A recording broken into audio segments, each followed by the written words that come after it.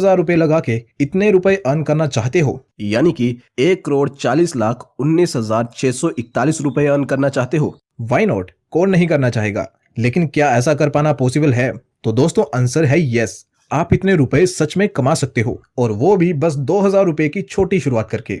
बस इसके लिए आपको 2,000 रुपए की मंथली एसआईपी स्टार्ट करनी होगी, और उस पे अगले 30 सालों के लिए 15% के रिटर्न्स लेने होंगे, और इतने पैसे कमाने का आपका सपना सच हो जाएगा। It's just that simple. लेकिन वेट, अगर इतना ही सिंपल है तो फिर ज्यादातर लोग फाइनेंशियली इतना स्ट्रगल क्यों कर रहे हैं? पक्का इसमें कोई तो कैच जरूर होगा। ऐसे कैसे कोई बस 2,000 हर महीने लगा के करोड़पति बन सकता है? तो दोस्तों इसमें कोई कैच नहीं है। It's 100% correct. करोड़पति बनना इतना ही सिंपल है, बस इतना आसान नहीं है। क्यों? क्योंकि लोगों को एक तो एसआईपी का सही मीनिंग ही नहीं पता है। आज लोगों में बहुत सारे मिसकंसेप्शंस और डाउट्स हैं एसआईपी को लेके। साथ ही लोग ये बिलीव नहीं कर पाते कि 500 या 1,000 रुपए का छोटा अमाउंट कैसे करोड़ों में बदल सकता है। और बाय द वे, अगर ये सब लोग समझ भी जाएं तो उनको ये मालूम नहीं होता कि एसआईपी स्टार्ट करने के लिए सही जगह कौन सी है। किसी म्यूचुअल फंड में एसआईपी करें, या फिर किसी इंडेक्स फंड में, या फिर स्टॉक्स में एसआईपी स्टार्ट करें। कभी तो लोग अपने पड़ोसियों से या फिर फ्रेंड्स की एडवाइस सुन के किसी बेकार सी स्कीम में एसआईपी शुरू कर देते हैं, तो कभी खुद ही अनुशासन नहीं रख पाते एसआईपी कंटिन्यू करने का।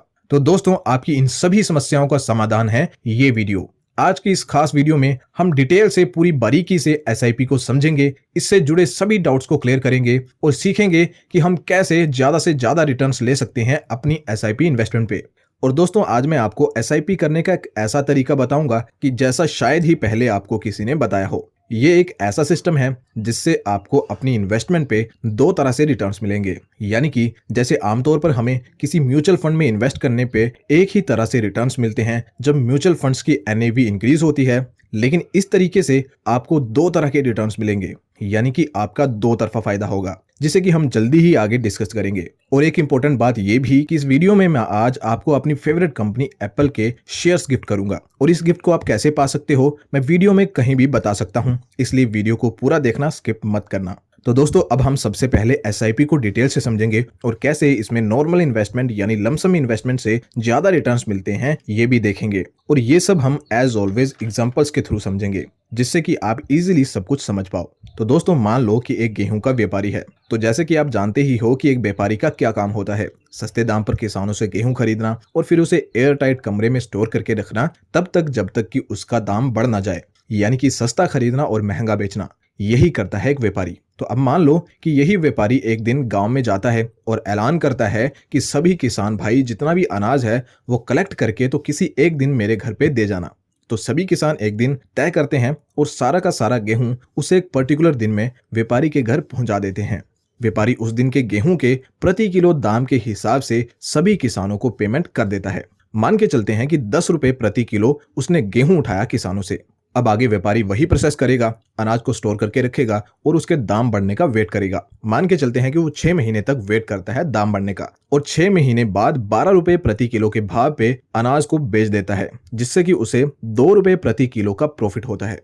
आई होप यहां तक आपको सब कुछ क्लियर है। अब एक और सिमिलर केस इमेजिन करते हैं। मान लो कि एक दूसरा व्यापारी है किसी और गांव में, जो भी किसानों से सस्ते दाम पर गेहूं खरीदता है और फिर उसे महंगे दाम पर बेचता है। लेकिन इस व्यापारी का व्यापार करने का तरीका थोड़ा सा अलग है। वो डेली एक दो किसानों के पास जाता है और उनसे डेली अनाज खरीदता है, बजाय सभी किसानों से एक साथ एक ही दाम पर सारा अनाज खरीदने के। डेली खरीदने के कारण वो अलग अलग दामों पर गेहूं खरीदता है, किसी दिन कम दाम पे तो किसी दिन थोड़ा ज्यादा दाम पे, और वो ऐसा लगभग 10 दिन करता है। 10 दिन वो अलग अलग किसानों से अलग अलग दाम पर गेहूं उठाता है। इन 10 दिनों में जिन दामों पर उसने अनाज उठाया है उनकी लिस्ट ये है, जिनका अगर एवरेज प्राइस निकाला जाए तो 9.15 रुपए प्रति किलो बैठता है। तो अब ये व्यापारी भी 6 महीने के लिए ही अनाज को स्टोर करता है और 6 महीने बाद सेम 12 रुपए प्रति किलो के हिसाब से गेहूं को सेल कर देता है। लेकिन इसे पहले व्यापारी से 85 पैसे ज्यादा का फायदा होता है। और ऐसा होने का सिर्फ एक ही रीजन है, और वो है दोनों के गेहूं खरीदने के तरीके में डिफरेंस। जैसे कि आपने देखा कि पहले व्यापारी ने सारा अनाज एक ही साथ एक ही रेट पर खरीदा था, जबकि दूसरे ने थोड़ा थोड़ा अनाज अलग अलग दामों पर खरीदा, यानी कि घटते और बढ़ते हुए दामों में खरीदा, जिससे कि उसका प्राइस एवरेज हो गया। और दोस्तों, व्यापारियों के व्यापार करने के इन्हीं तरीकों को आप लमसम और एसआईपी इन्वेस्टमेंट समझ सकते हो। पहले व्यापारी के व्यापार करने के तरीके को आप लमसम इन्वेस्टमेंट समझ सकते हो। जैसे कि पहले व्यापारी ने सारे किसानों से एक साथ एक ही प्राइस पे सारा अनाज उठाया था, वैसे ही हम लमसम इन्वेस्टिंग में अपना एक बड़ा अमाउंट एक साथ इन्वेस्ट कर देते हैं किसी भी एसेट में, जैसे कि स्टॉक्स, बॉन्ड्स या फिर म्यूचुअल फंड्स में। लेकिन एसआईपी इन्वेस्टमेंट में हम ऐसा नहीं करते। एसआईपी इन्वेस्टमेंट में हम दूसरे व्यापारी की तरह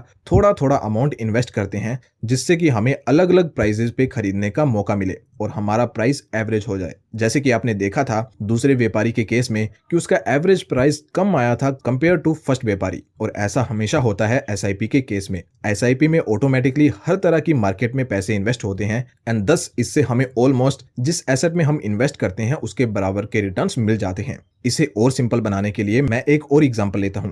मान लो कि आप एक म्यूचुअल फंड में एसआईपी स्टार्ट करते हो जिसकी एनएवी 100 रुपए की है, तो पहले महीने आपके पैसे 100 रुपए के हिसाब से इन्वेस्ट हो जाएंगे। नेक्स्ट मंथ उसी फंड की एनएवी अगर बढ़कर 101 रुपए हो जाती है तो आपके पैसे 101 रुपए के हिसाब से इन्वेस्ट हो जाएंगे। और अगर उसके नेक्स्ट मंथ एनएवी घटकर 98 रुपए पे आ जाती है तो आपके पैसे 98 रुपए के हिसाब से इन्वेस्ट होंगे। और ऐसा चलता रहेगा। ना तो आपको मार्केट के टूटने का कोई खतरा होगा और ना ही ऊपर जाने पे आपको फियर ऑफ मिसिंग आउट महसूस होगा। लेकिन लमसम इन्वेस्टिंग के केस में ऐसा नहीं होता। लमसम इन्वेस्टिंग में आपका सही होना बहुत इंपॉर्टेंट होता है, क्योंकि अगर आपको अच्छे रिटर्न्स लेने हैं इन दिस केस तो आपको सस्ती मार्केट में पैसे इन्वेस्ट करने होंगे। और मार्केट को प्रेडिक्ट करना कि मार्केट कब सस्ता है या फिर कम महंगा एक खुद में ही बहुत मुश्किल टास्क है। तो दोस्तों, आई होप कि अब तक आप एसआईपी क्या होती है इसे अच्छे से समझ गए होंगे। अब मैं आपको एसआईपी इन्वेस्टमेंट का वो तरीका बताऊंगा जिससे आप दो तरफा फायदा उठा पाओगे। जैसे कि मैंने आपको वीडियो की शुरुआत में भी कहा था कि इसके बारे में हम आगे डिस्कस करेंगे।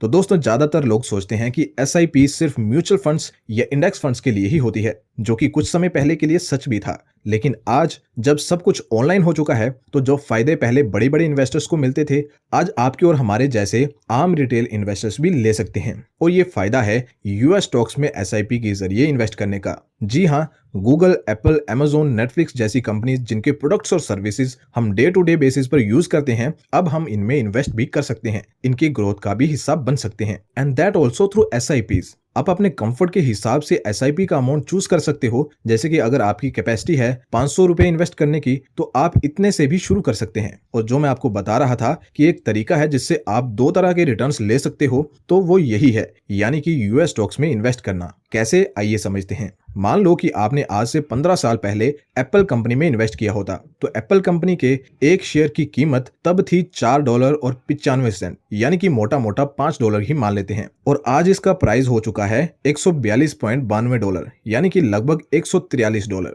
तो अगर हम इसके CAGR रिटर्न्स निकालें तो वो निकल के आते हैं 25% के। लेकिन दोस्तों, आप शायद ये बात जान के हैरान हो कि आपको 25% नहीं बल्कि 29.47% के रिटर्न्स मिलेंगे, एंड दैट बिकॉज क्योंकि आप एक इंडियन हो, यानी कि 4.47% ज्यादा रिटर्न्स मिले होंगे इन 15 सालों में।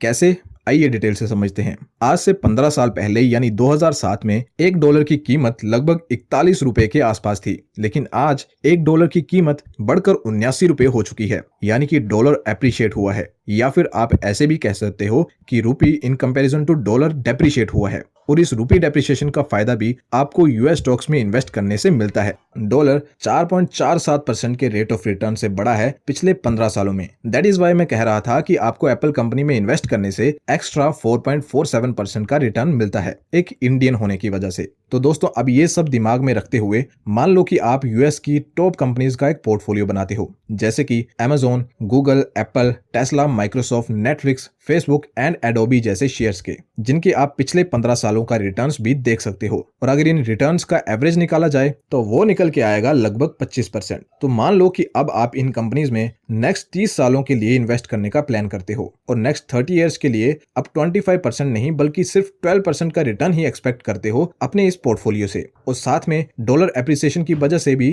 3% का एक्स्ट्रा रिटर्न इस रिटर्न में ऐड होगा, हम ये भी मान लेते हैं। तो टोटल आपको 15% के कंपाउंडेड रिटर्न्स मिल सकते हैं ऐसा करने से। अब अगर आप अगले 30 सालों तक 2000 रुपए की एसआईपी स्टार्ट करते हो यूएस स्टॉक्स में, तो आपको जो मैंने वीडियो की शुरुआत में अमाउंट बताया था, यानी कि इतना अमाउंट आप यकीनन अचीव कर पाओगे। तो दोस्तों, अगर आपने अब तक मूड बना लिया है यूएस स्टॉक्स में इन्वेस्ट करने का, तो करंटली यूएस मार्केट में करेक्शन भी आई हुई है, तो ये एक सुनहरा मौका बन सकता है यूएस स्टॉक्स में इन्वेस्ट करने का, बिकॉज करंटली अच्छी अच्छी कंपनी सस्ते दामों पर ट्रेड कर रही होंगी। लेकिन अब आप कहोगे कि यूएस स्टॉक्स में इन्वेस्ट करने पे तो बहुत सारी चार्जेस एंड कमीशन इन्वॉल्व होंगे एंड स्टॉक्स भी एक्सपेंसिव होंगे, एक एक स्टॉक हजारों डॉलर का होगा। देखो, अगर आप मेरी तरह IND मनी ऐप यूज करते हो यूएस स्टॉक्स में इन्वेस्ट करने के लिए, तो आपको